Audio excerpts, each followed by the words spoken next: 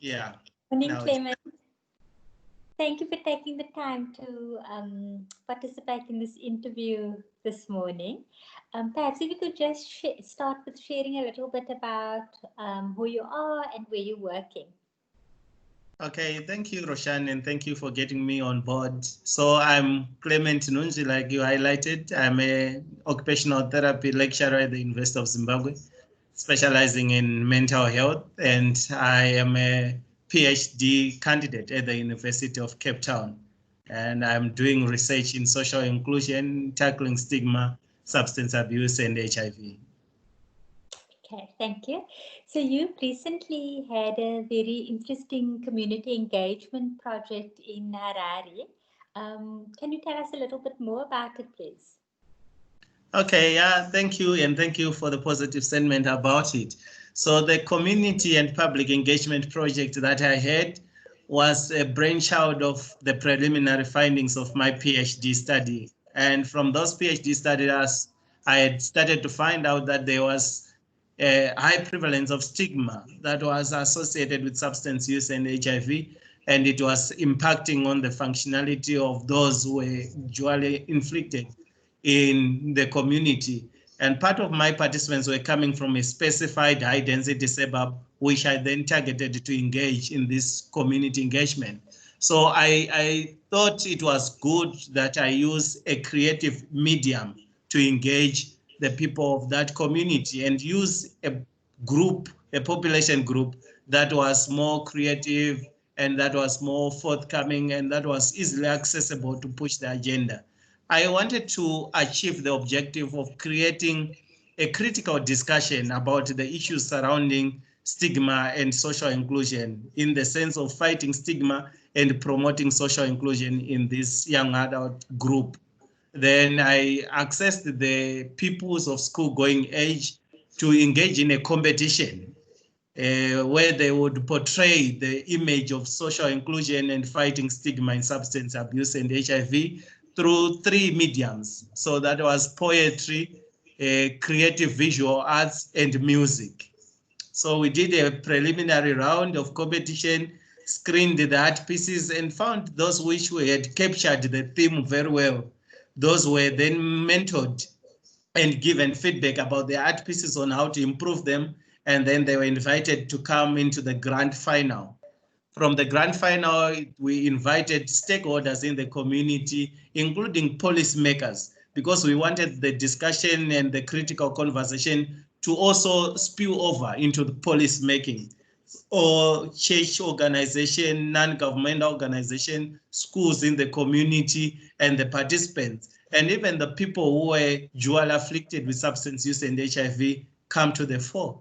We trained adjudicators who were judging the art pieces on the final day, and the adjudicators included those with experiential testimony, the people who were actually part of my PhD study, the young adults with substance use and HIV.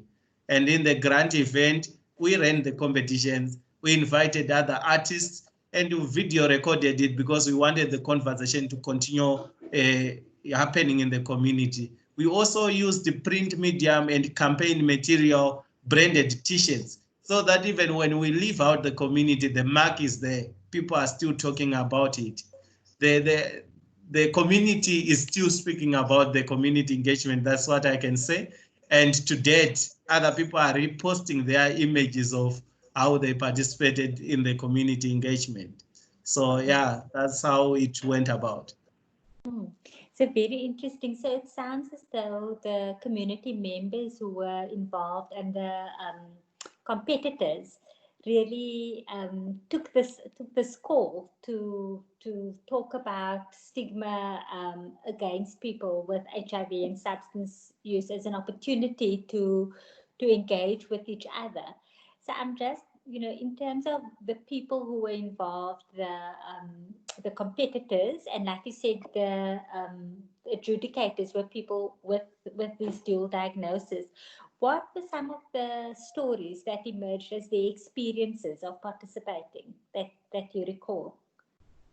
Yeah, so some of them actually were, I recall one participant who went through to the finals was a child who was a product from an abusive relationship where the parents had actually now divorced and the father was now living with a dual affliction of substance use and HIV. And he participated in the poetry category. It was an emotionally moving poetry piece where the participant was asking, what am I supposed to do in this situation? So I thought the people were directly affected, like people with substance use and HIV were affected by stigma, but they brought another angle where the children of those who are affected are also affected. So they were asking, I'm being punished for my parents' sins for what? And they even coined it as sins, which was another very interesting dimension to it. But at the end of it, most of the participants portrayed a picture of there's room for us all. We can accommodate one another. We need to take time to understand and listen. The winning piece in the poetry section was titled, Am I Not a Person as Well?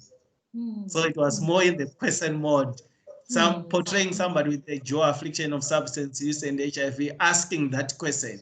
Because I have HIV, because I have a substance use disorder, am I not a person as well?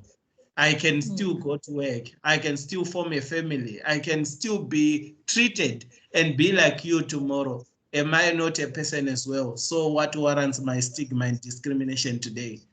Those were some of the stories so much moving. And some of the stories had to do with the economic situation in Zimbabwe. So some of the guys would say, I'm being punished for problems that are beyond me. You are stigmatizing me, but I have not found a way of making it because the situation is hard. So yeah, just to recall a few of those emotionally charged and moving stories that the participants shared. And then thinking about this from an occupational perspective, and thinking about health and well-being, how do you think it relates to how we think about occupation?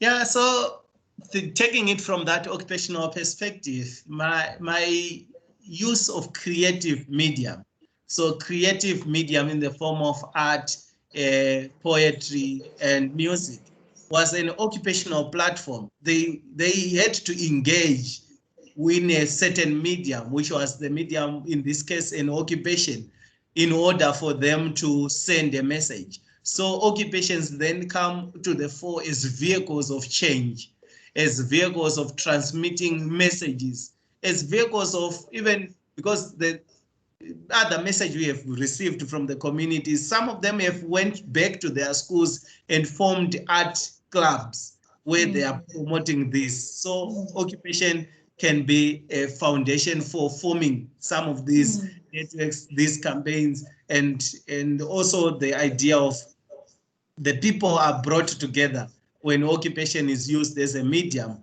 And in an occupation setup, people trade, you have a tendency of trading as equals rather than us going to the community to just disseminate information. Occupations give also people room to take up ownership and actively participate. So yeah, using occupation as a medium, it really helped me in that cause. Thank you, Clement. And then my last question is around, so this community engagement happened recently, and now we're faced with the COVID-19 pandemic. What are your ideas around how such community engagement and use of occupation might be relevant in this community now? Yeah, so the situation we are faced with now, it also caused me back to reflect on how stigma is playing out in the COVID situation. And it's playing out because of the gap we see in community and public engagement. There's a lot of misinformation that is happening there, and a lot of treatment of the populace as passive consumers of information that is coming from the scientists. And that will undo a lot of the progress that we have, because as long as the community does not own the narrative about this COVID situation, it is going to continue with myths and superstitions about it. we need to go back using the model that I used. Maybe now with other precautionary measures on limiting social physical distancing and things like that. But we need to take the community to be at the center and treat them as equals and let them add their voice on how they are understanding COVID-19. And then from there, we engage in a constructive discussion on how best can we take this fight of COVID-19 together. Using art as a medium, it's long cast in history that art can dismantle beliefs, cultures, and portray a message of unity. We can fight stigma still through that, asking the learners to portray their understanding of stigma and COVID-19 in art forms, music pieces, drawings, and things like that. And them engaging their communities from that end would also help in this situation. I've been also asked to participate in the treatment working group, the psychosocial component for Zimbabwe. And my message has been that we are going to react when it's too late if we don't start engaging the community now. And we need to engage the community through creative means where they find it interesting and not fearful and frightening that COVID is amongst us. Thank you, Clement, for sharing that powerful message, which we all can learn from. We hope that as you take this work forward, that you'll have much more success and that the community and the ownership of these ideas and ways forward will grow in strength. Thank you. Oh, thank you so much, Roshan, for having me on board. Okay, I think we can end the recording.